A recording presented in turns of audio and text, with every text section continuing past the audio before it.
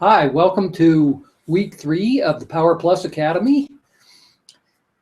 As you know, my name is Greg Jameson. We have an exciting presentation for you today. We are going to talk about the W in the POWER acronym. And the W stands for Win Their Trust. So I'm going to start right in with sharing my screen, and we will get started with today's presentation.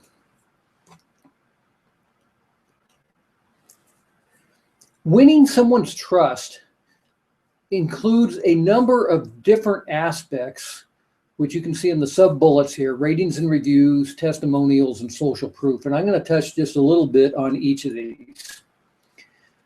Now, Zig Ziglar used to say that if people like you, they'll listen to you, but if they trust you, they'll do business with you.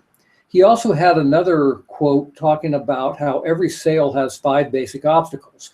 You can't do much about the fact that they don't need it or they don't have any money. Perhaps not even much if they're not in a hurry or have no desire. But if they don't trust you, they're not going to buy. And that is something that you can do something about. So reviews and testimonials are absolutely critical to your success in winning someone's trust on your website.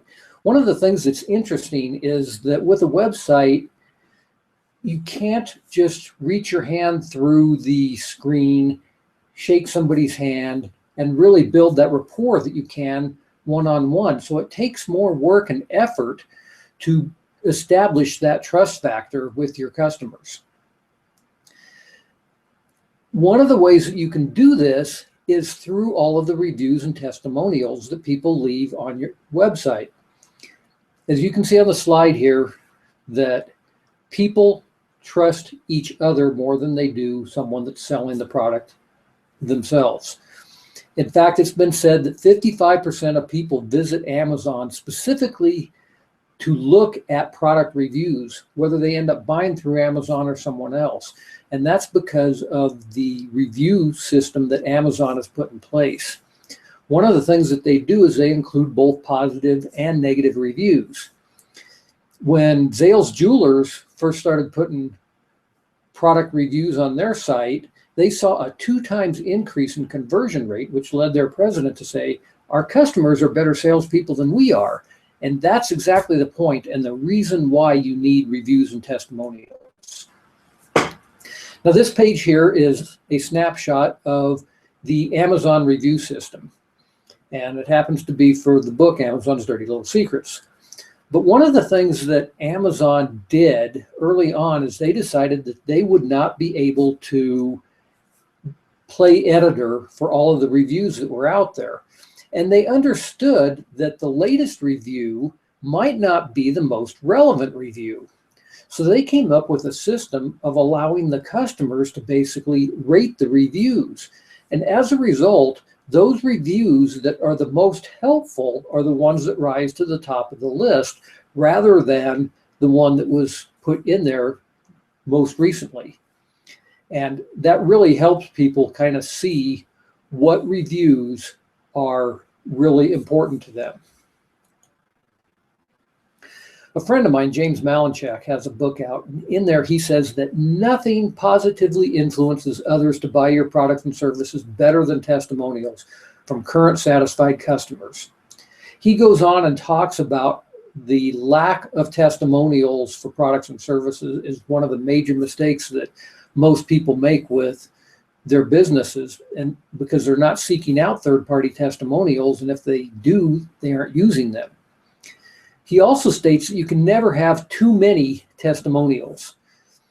And if you take a look at late night infomercials, you'll notice that the bulk of that 30-minute infomercial is made up of testimonials. So you really need to go out there and get testimonials from your current satisfied customers.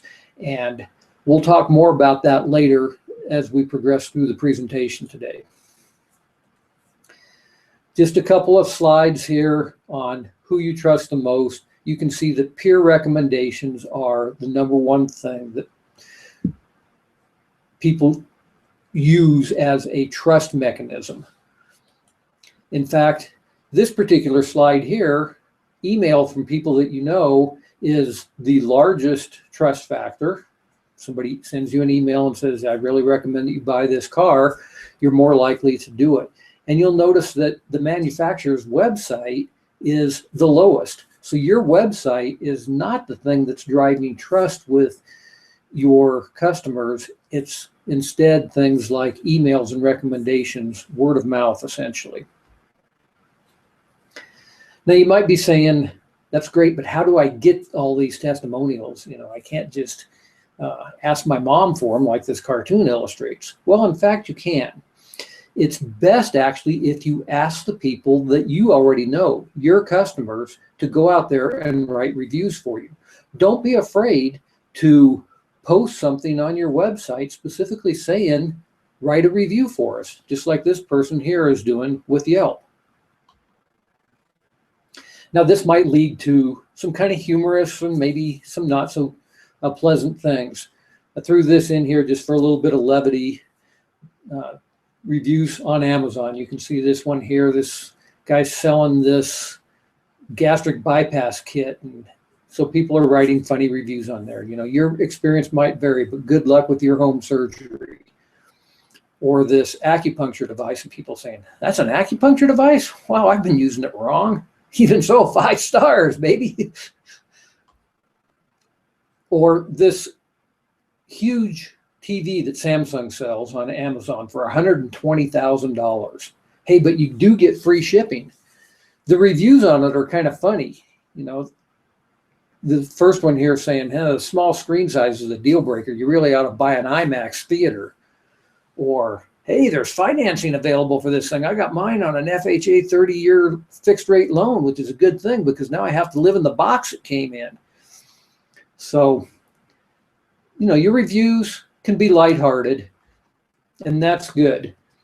But one of the things about reviews on third-party sites, and I know that Peter's going to talk about this a little bit later, is that you can actually repurpose those reviews and put them on your site. So if people are reviewing something on Yelp, for example, you can take those reviews off of Yelp and put them onto your site to let people know what your customers are saying about you. And you can see an example of that here with this restaurant, and the reviews appear over here in the right sidebar. I've blown them up here so that you can see this. And those reviews are actually dynamic or random reviews, so that every time you refresh the page, a different review appears there. Now, one of the things I want to talk about here is a concept known as social proof.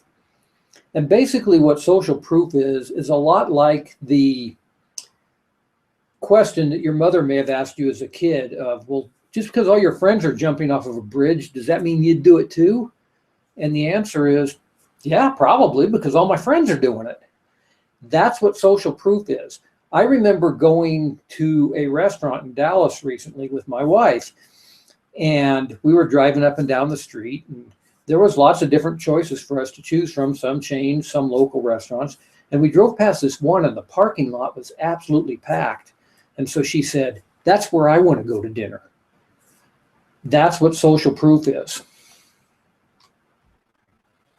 You can actually measure social proof. There is a site out there called socialmention.com, and you can go in there and you can key in anything that you want. In this case here, I typed in Amazon.com into Social Mention. And you can see over here on the left that somebody is talking about Amazon every 9 seconds. That's incredible. And that for the most part, the sentiment on that is neutral. A fair amount of it is positive, and hardly any of it's negative. And you can see exactly what it is that somebody is talking about. So go to socialmention.com, type in your own domain name there, and see what people are saying about you out on the internet. Another thing that Amazon does, and I recommend that you do this as well, is on the emails that they send out, they actually have links to their social media sites.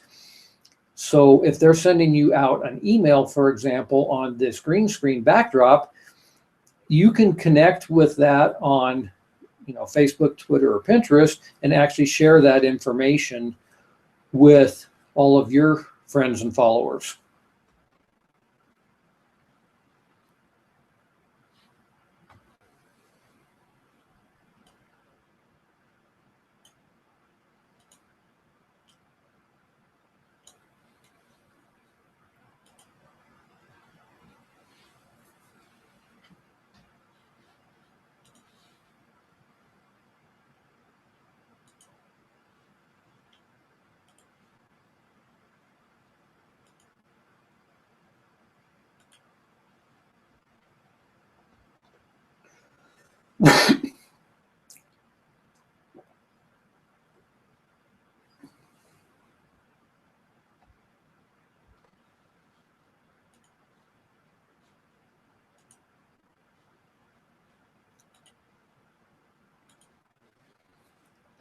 A friend of mine, Brian G. Johnson, wrote this book called Trust Funnel.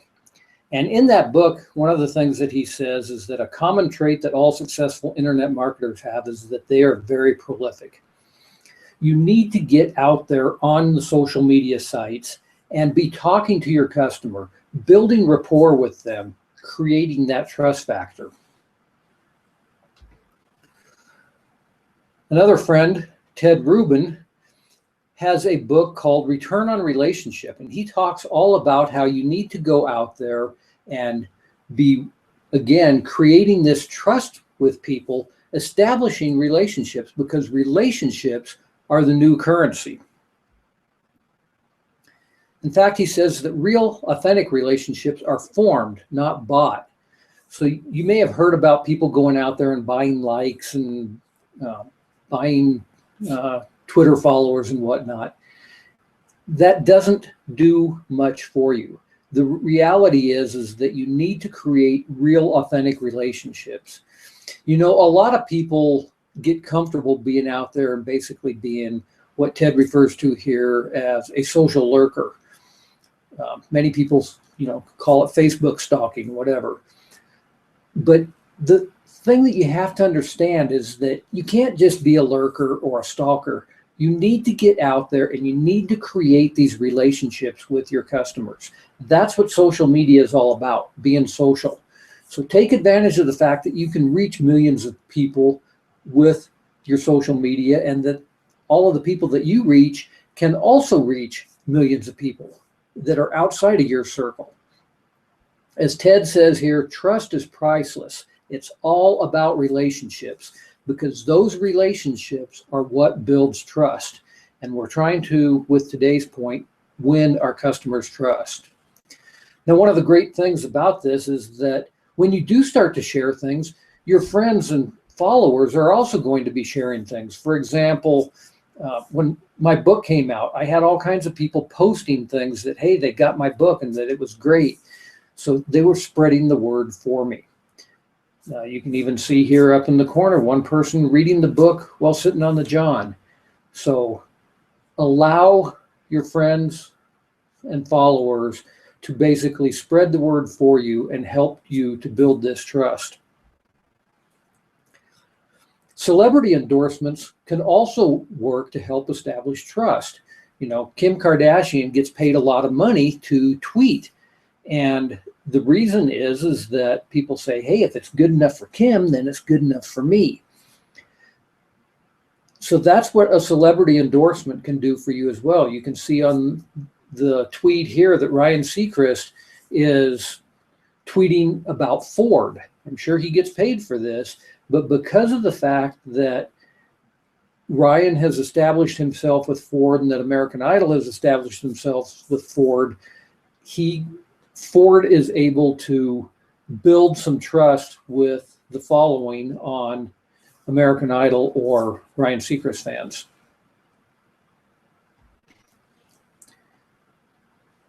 Interesting slide here. Statistics show that almost 85% of internet shoppers would rather purchase from well-known online stores such as Amazon and eBay rather than from small shops like what you or I might own.